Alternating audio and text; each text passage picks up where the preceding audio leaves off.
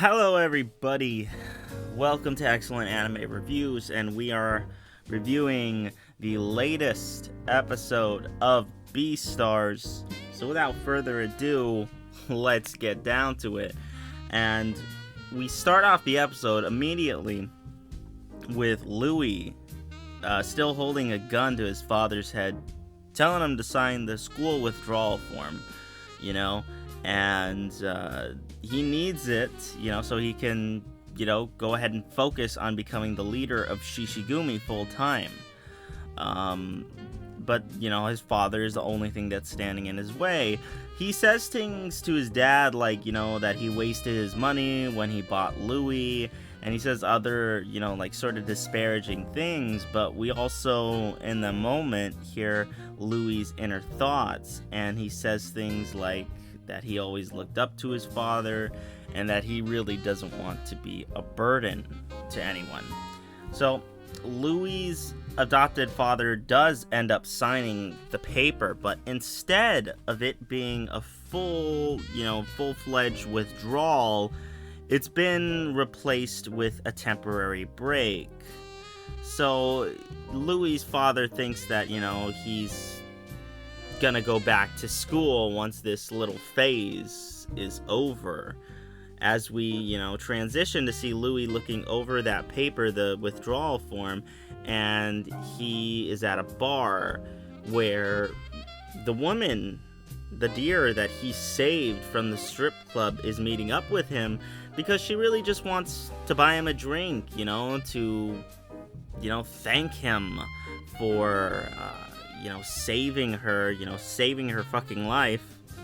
So they get some vegetable juice, which I assume it's supposed to be like, their version of alcohol or something like that.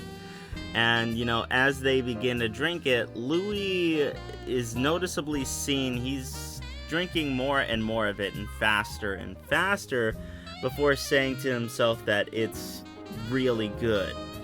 And he looks so defeated when he says that, because he's trying to become like the lions of Shishigumi. He's trying to be like, this tough, badass, meat eater and stuff like that.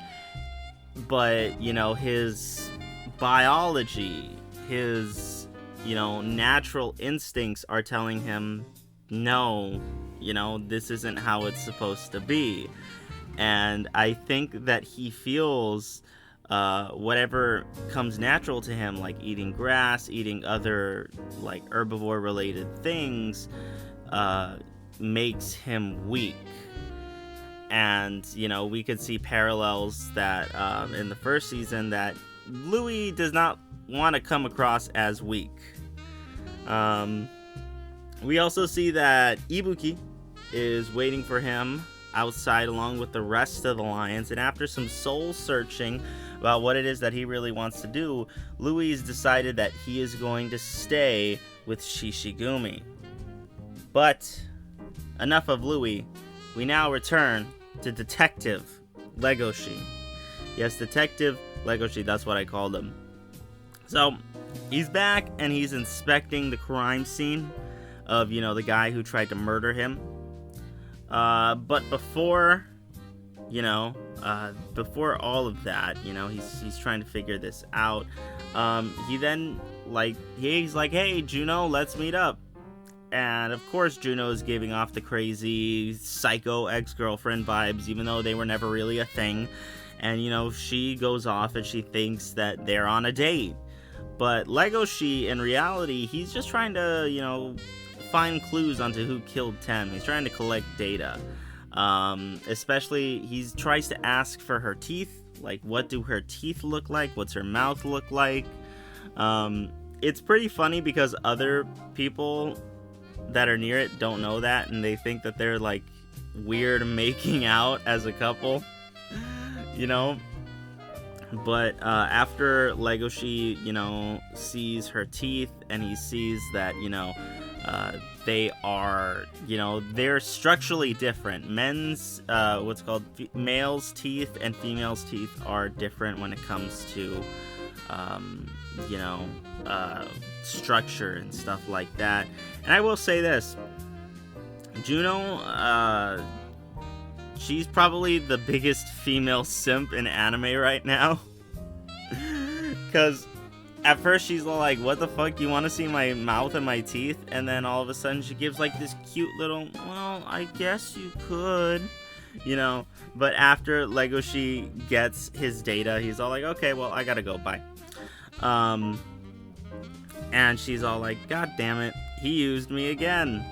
He played with my heart. And I'm all like, no, that's sort of your fault for jumping to conclusions about your relationship with Legoshi. But I always love when Juno doesn't get Legoshi, because I don't know, she just gives off crazy stalker ex-girlfriend vibes. So naturally I don't like her.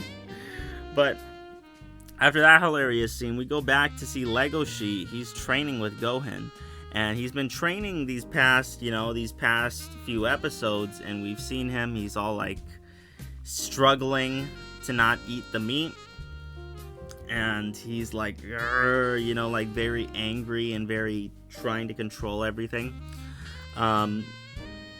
And so Gohan walks in on him, and he isn't growling or punching the walls like he has in previous episodes, but he's literally touching the meat. And Legoshi proceeds to give this really good speech, how he shouldn't have been looking at the others at his school like carnivores and herbivores, but instead he should have been looking at them as living beings, just like him. And that's honestly, like, actually really powerful, like, those words to hear. I think that's something that modern day society needs to hear more about, that, you shouldn't go around labeling people as such. You should just view them as humans. So Legoshi takes the meat down, and he goes to the beach to bury the meat, because the meat obviously came from an animal, just like him. I thought it was weird that he was burying meat, but, it makes sense, because the meat had to come from someone who died.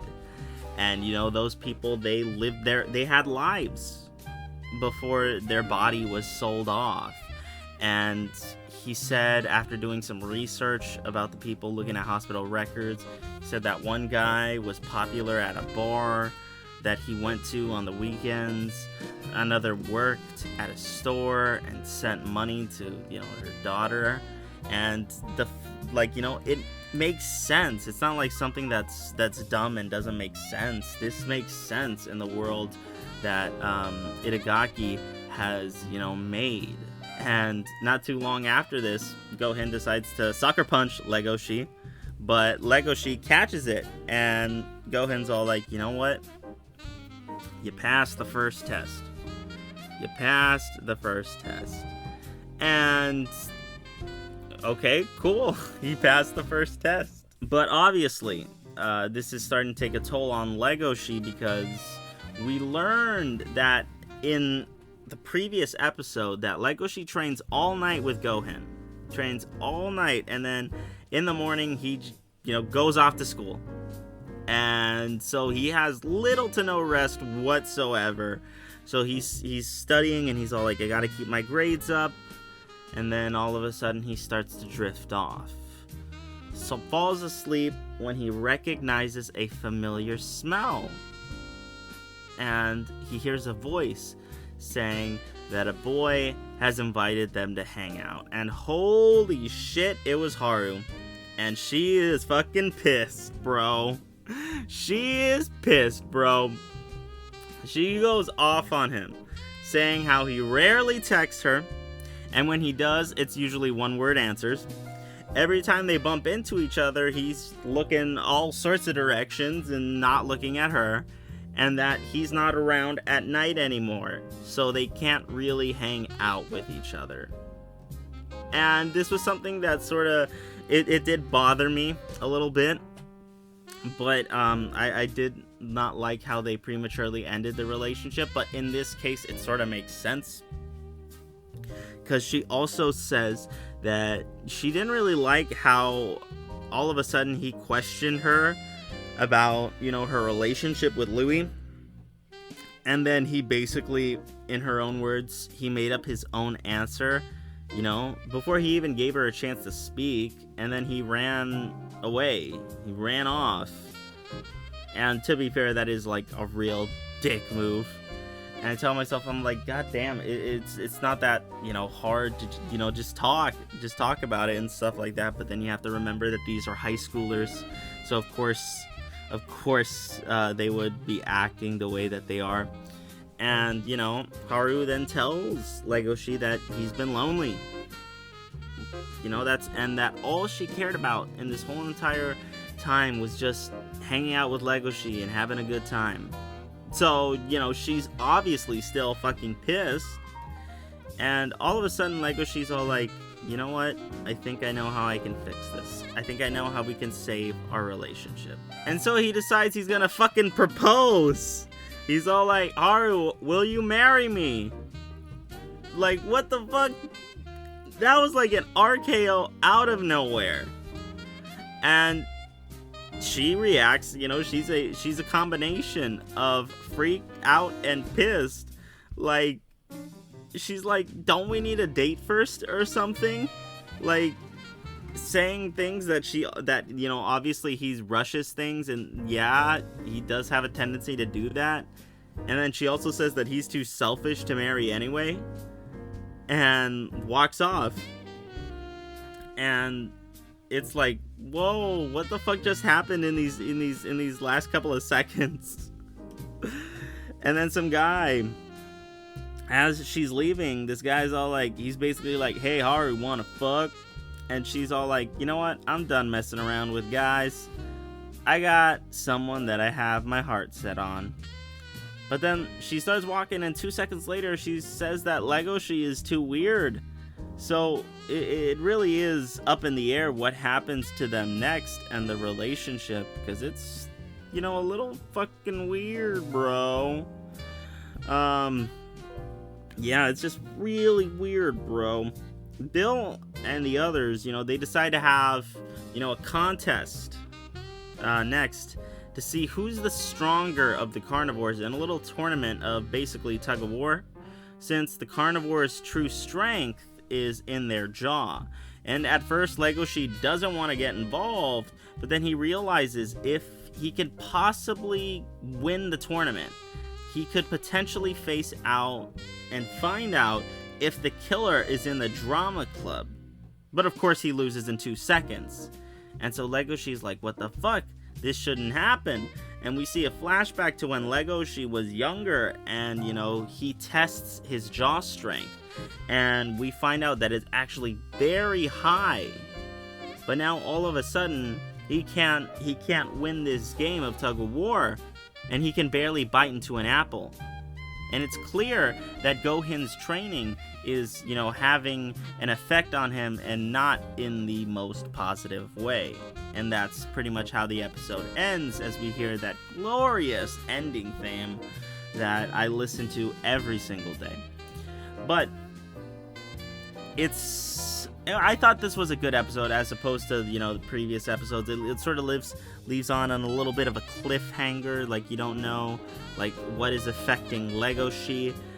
We still get more Detective Legoshi, and we've seen Haru back after, I think, probably 3-4 episodes she was gone, because she was in second episode, and then all of a sudden she was gone for a good while. So it was naturally good to see her back.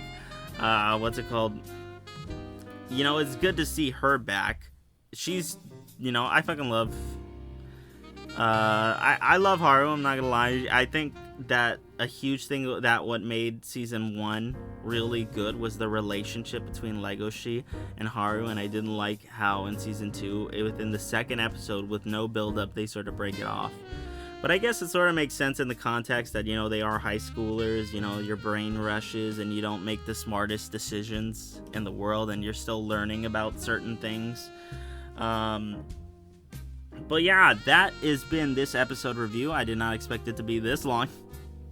So do me a favor, let me know what you guys think about the second episode. Well, not second episode, the second season so far, if you have seen anything about it, let me know what you think about it in the comments section below. Make sure you guys hit that like, share, and subscribe button. I've been Excellent Anime Reviews, and I will see you all as soon as I can.